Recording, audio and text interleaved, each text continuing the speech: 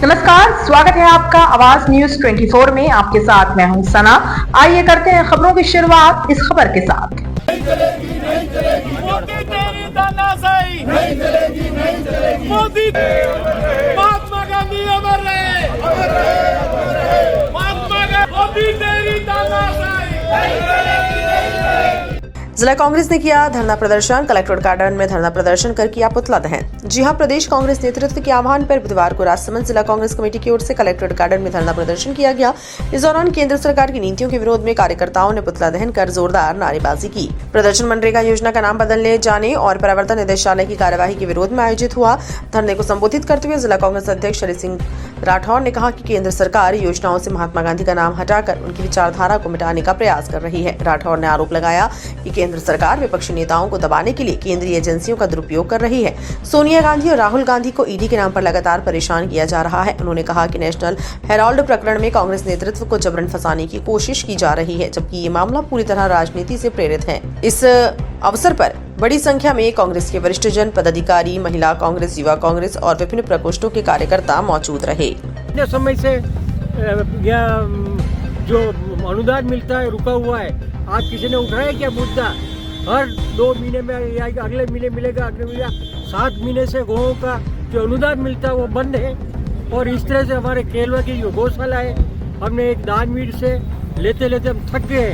अभी हमने कुछ लोगों से उधार पैसा लेके घास मंगवाया है। हालत ये हो गई, पर अनुदान नहीं मिला है। सब ये ईडी का विरोध है।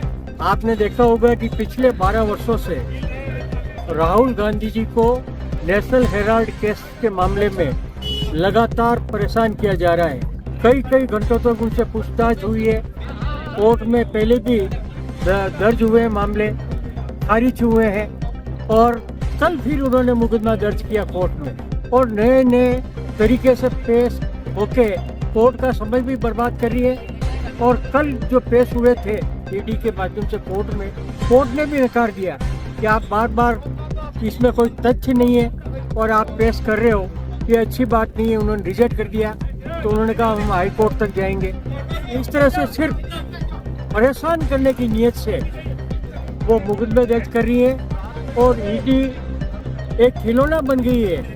प्रधानमंत्री जिसको भी चाहे ईडी के माध्यम से परेशान करना चाहते हैं, पर ये राहुल है कि ईडी के नाम से परेशान नहीं होते हैं। और उन्होंने कहा कि आप चाहे कितनी ईडी मेरे पीछे लगा दो, पर हमेशा सत्य की विजय होगी और सत्य की विजय होती रहेगी।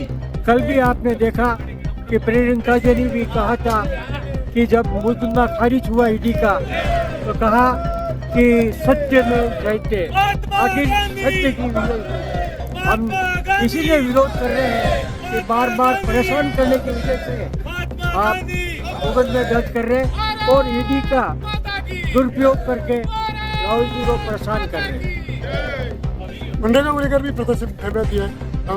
मनरेगा में आपने देखा होगा कि संसद के अभी शीतकालीन अधिवेशन में जो मनरेगा जो राष्ट्रीय रोजगार की सबसे बड़ी देश की योजना है, उसका नामकरण चेंज किया जा रहा है। महात्मा गांधी के नाम पे जिस योजना का नाम था, उस योजना को कुछ तो आंशिक वो बदल रहे हैं। वो कहते हैं कि 100 से हम 125 दिन देंगे, पर इसमें भी उन्होंने ये कर दिया कि केंद्र सरकार का हम 50% देंगे और 50% या 60% राज्य सरकार वहन करेगी। इस योजना को बंद करने का ये पहला कदम है, क्योंकि हर राज्य सरकार आपने देखा होगा कि इतनी सक्षम नहीं है कि अपनी योजनाओं में तो वो चल ही नहीं पा रही है और मनरेगा में वो कहाँ से 50% भुगतान कर देगी। इस सरकार में तो गायें भी व्रत कर रही है। आजकल गायों को भी राजसमंद में व्रत करना पड़ रहा है और सरकार कहती है कि हम मनरेगा की उसमें दे देंगे। तो निश्चित रूप से इस योजना को फेल करने की कोशिश है और ये नाथूराम गोडसे की विचारधारा है, ये आरएसएस की विचारधारा है कि महात्मा गांधी को उन्होंने खत्म किया और अब उनके नाम को भी खत्म करने की कोशिश कर रहे हैं। ये कांग्रेस पार्टी और विपक्ष कभी नहीं होने देगी, चाहे इसके लिए हमें और बड़े से बड़े आंदोलन करना पड़े, पर हम आंदोलन करेंगे। पर इस तरह से महात्मा गांधी का नाम किसी योजना से नहीं हटने देंगे। जय हिंद।